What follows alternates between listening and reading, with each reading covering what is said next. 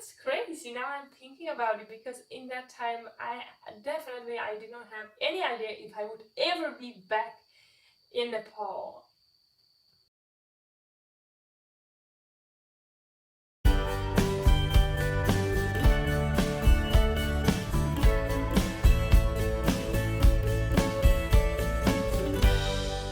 The end of January 2015 comes around. I can literally feel it when I'm talking about it to you now. I just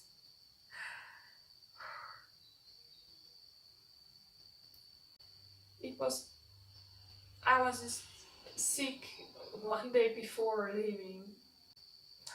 I cried so much. I cried so much at the goodbye.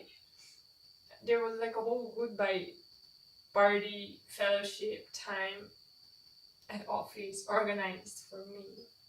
I had just started loving Nepal and the people so much. And somehow I knew that God wanted to have me there. So I went home and my heart was just lost. I left my heart in Nepal, really. But I had no idea if I would ever be able to come back. Wow.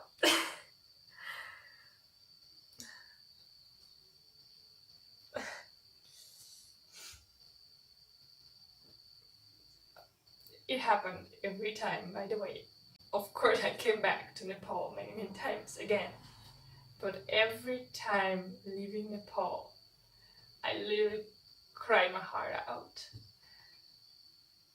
At the airport, I felt so heavy every time. So sad.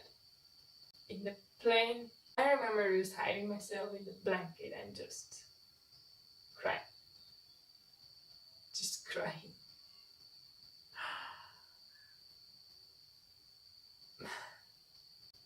But good news! In July 2015, I went again to Nepal. I spent my summer there. I worked again in the same office, on the same project. I did my last assignment and exam for the course that I was doing as part of my bachelor, but it was a master's course in Kathmandu University. And in that time, I really started thinking why I chose the master that I had chosen in the Netherlands. It definitely not what I wanted to study anymore, because I have been changed through the whole process of going abroad, living abroad, and having a vision to live abroad. Other masters were all closed for application, so I decided to do the master in Kathmandu University, Leadership and Management in Education, the same one that I did one course. I remember it was hard to just call my family and update them on this decision. Like, I had been totally through the selection process for a master where like 15 participants were accepted in the Netherlands, a research master, and then I just said, well, nope, I'm just going to do something else. Of course, I was not ready to just directly stay in Nepal and just start the master directly. My bachelor wasn't even finished because I was still working on my bachelor, just finishing up the course I was doing in Nepal and then just getting it all together and graduate my bachelor. So I decided to stay one more year in the Netherlands and then come back the next year for my master in Nepal. No, one more year, it became 2 more years. In September 2015, I just decided that okay, I'll go to Nepal. My church heard my plans and they want to support my mission to live and work in Nepal. So this whole year I'm going to prepare. In March 2016, I stayed in Nepal for 5.5 weeks to prepare for moving there in July.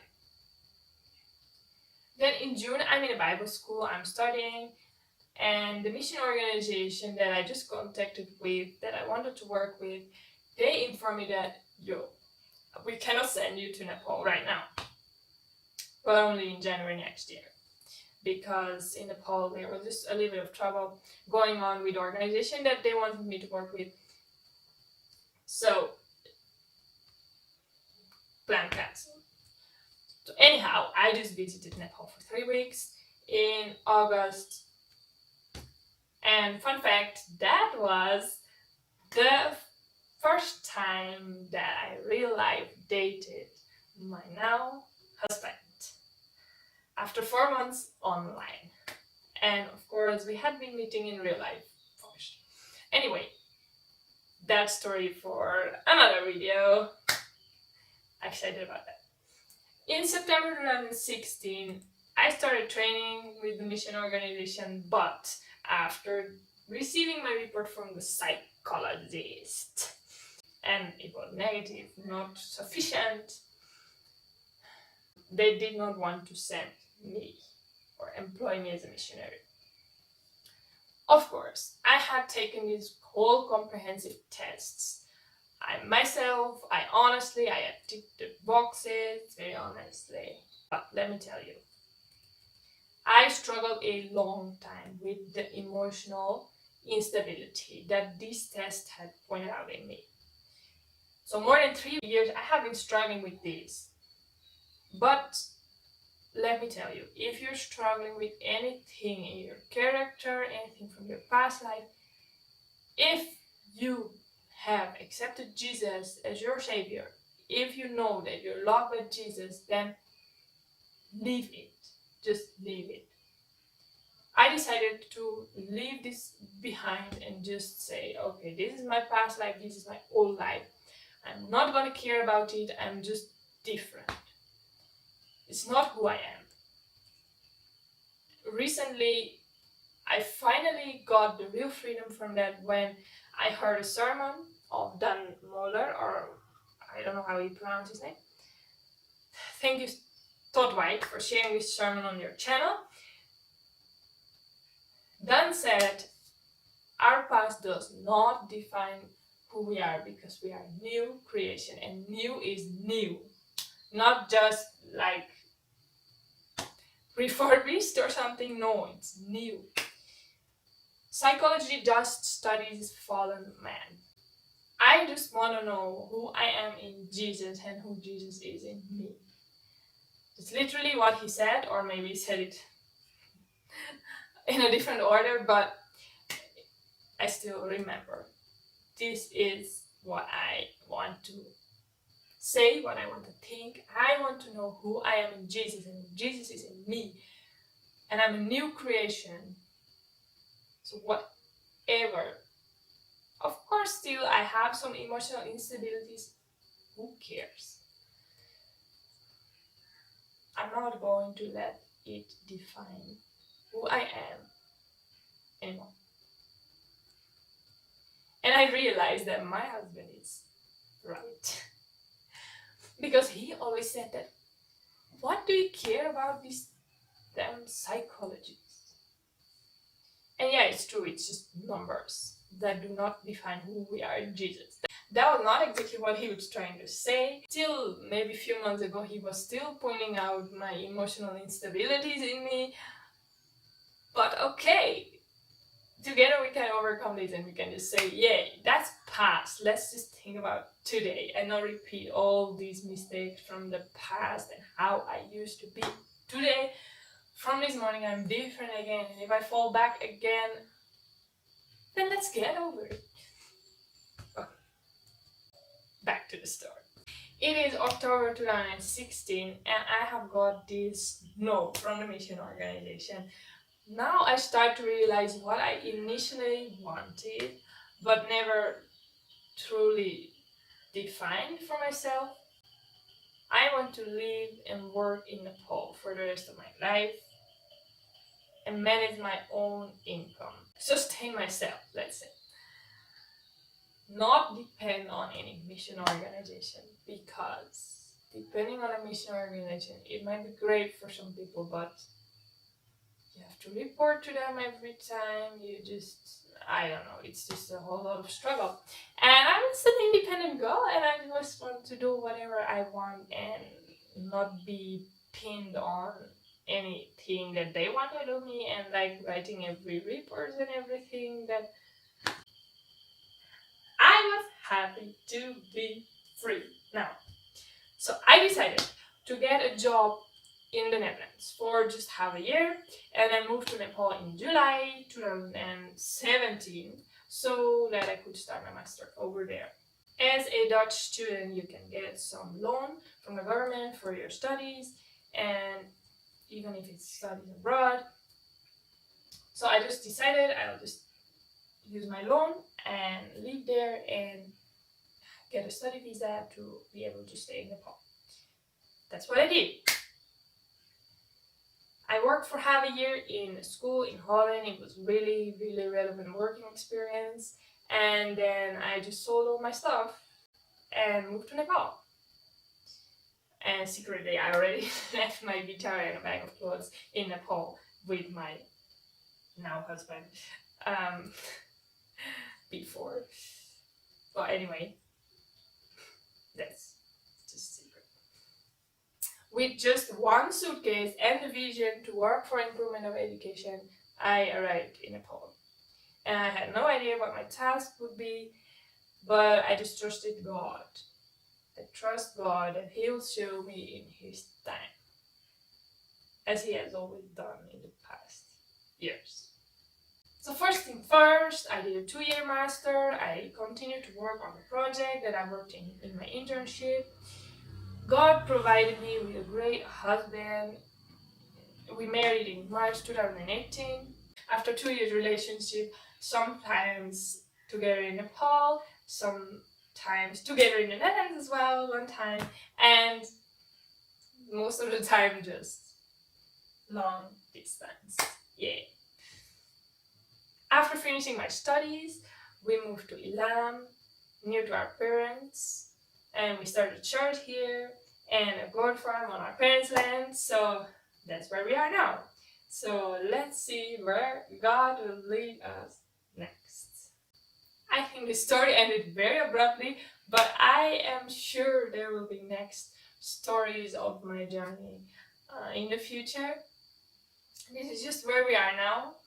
After our studies, we just moved to Ilam. In the context of improvement of education, I've not been able to do anything yet. God has blessed us with an awesome child, and it's a great joy to be able to raise a child. Right now, we are busy, not right now because of lockdown, but we have been busy with growing our church and making great services with using new technologies like PowerPoint and all this type of stuff. It has been amazing, and just to be able to stay near to our parents is a great blessing. So let me just answer your question, just summarizing this whole story. Why am I staying in Nepal? I am staying in Nepal because God has called me to Nepal.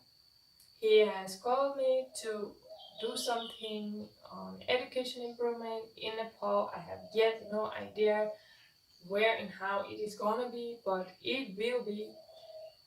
And till now, He has been using me in many ways to bless my husband and bless many people in our community.